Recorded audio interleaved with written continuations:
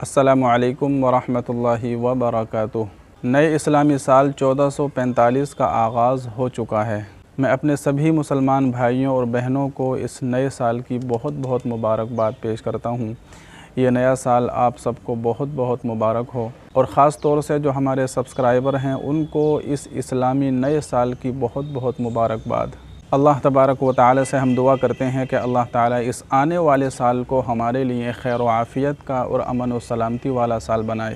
اور جو سال گزر چکا، جو نیکیاں ہم نے اس میں کی، جو اللہ کو راضی کرنے کے کام کیے، اللہ کی عبادتیں کی، اللہ تبارک و تعالی اپنی بارگاہ میں اس کو بے حد قبول اور منظور فرمائے، اور جو گناہ، جو کوتاہیاں، جو غلطیاں، جو اللہ کی نافرمانیاں ہم سے ہو گئی ہوں، اللہ تبارک و تعالی ان ہماری غلطیوں کو، کوتاہیوں کو اور نافرمانیوں کو معاف فرمائے۔ اب یہ اسلامی نئے سال کا آغاز ہو چکا ہے۔ بڑے دکھ کی بات تو یہ ہے کہ ہمارے بہت سارے مسلمان بھائی اور بہنیں ہیں، ان کو یہ معلوم ہی نہیں ہوتا کہ اسلامی نیا سال شروع کب سے ہوتا ہے۔ اسلامی جو تاریخ ہے وہی ان کو یاد نہیں ہوتی، وہی انگریزی تاریخ کے حساب سے وہ اپنے سارے کام کرتے ہیں، اسی کو یاد رکھتے ہیں۔ ہونا تو یہ چاہیے تھا کہ ہم اپنے سارے کام اسی اسلامی تاریخ کے اعتبار سے کرتے اور اسلامی تاریخ کو یاد رکھتے، اس کے مہینوں کو یاد رکھتے، لیکن سارے کے سارے ہمارے کام اسی انگریزی تاریخ کے اعتبار سے ہوتے ہیں۔ بہرحال چاند اور سورج دونوں ہی اللہ تبارک و تعالی کے بنائے ہوئے ہیں، لیکن یہ جو اسلامی تاریخ ہے اس کی نسبت رسول اللہ صلی اللہ علیہ وسلم کی طرف جا کر ملتی ہے، صحابہ اکرام کی طرف جا کر ملتی ہے،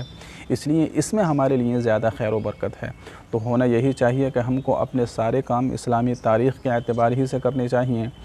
اور اسلامی تاریخ کو یاد کرنا چاہیے، لیکن ظاہر ہے کہ آج کے زمانے میں یہ بڑا مشکل کام ہو گیا ہے، اس لیے کہ جتنے بھی سرکاری کام ہیں اور جتنے بھی دنیا بھر کے کام ہیں سارے کے سارے انگریزی تاریخ کے اعتبار ہی سے ہوتے ہیں۔ تو کم سے کم اتنا تو ہم کو کرنا ہی چاہیے کہ اسلامی مہینوں کے نام یاد ہونے چاہیے اور اس تاریخ کو ہمیں یاد کرنا چاہیے، اور تاریخ کا ہمیں معلوم ہونا چاہیے کہ آج اسلامی کون سی تاریخ ہے۔ بہرحال اسلامی تاریخ کا جو واقعہ ہے وہ مختصر طریقے پہ اور شارٹ طریقے پہ میں آپ حضرات کو بتا دیتا ہوں کہ دیکھیے، جب حضرت عمر فاروق رضی اللہ تعالی عنہ خلیفہ بنے تو پھر وہ جو اپنے خطوط بادشاہوں کے پاس یا صحابہ کے پاس بھیجا کرتے تھے تو ان کے اندر کوئی ڈیٹ، کوئی تاریخ، کوئی پہچان نہیں ہوا کرتی تھی۔ تو حضرت ابو موسیٰ اشعری رضی اللہ تعالی عنہ کے پاس بھی خطوط اور لیٹر پہنچے،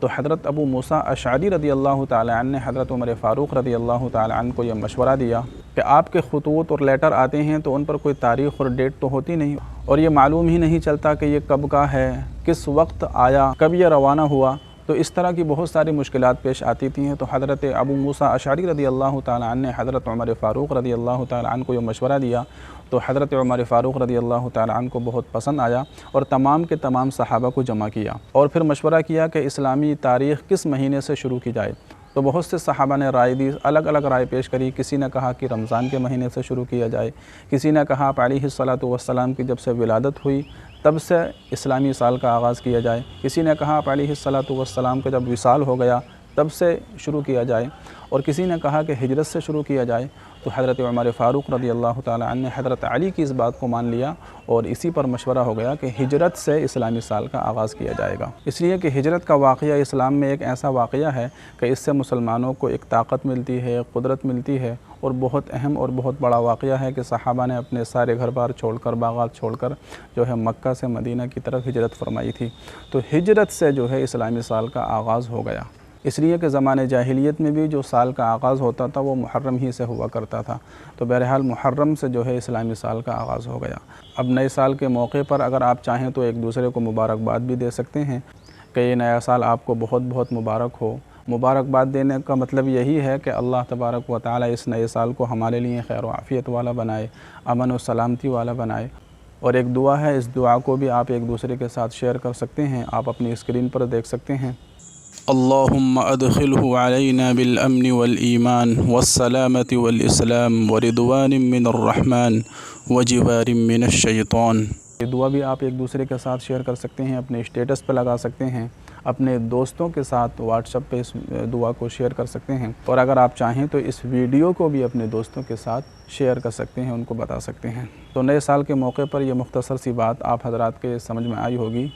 اس ویڈیو کو اپنے دوستوں کے ساتھ بھی شیئر کیجیے، اپنے دوستوں کو بھی بتائیے۔ السلام علیکم ورحمۃ اللہ وبرکاتہ۔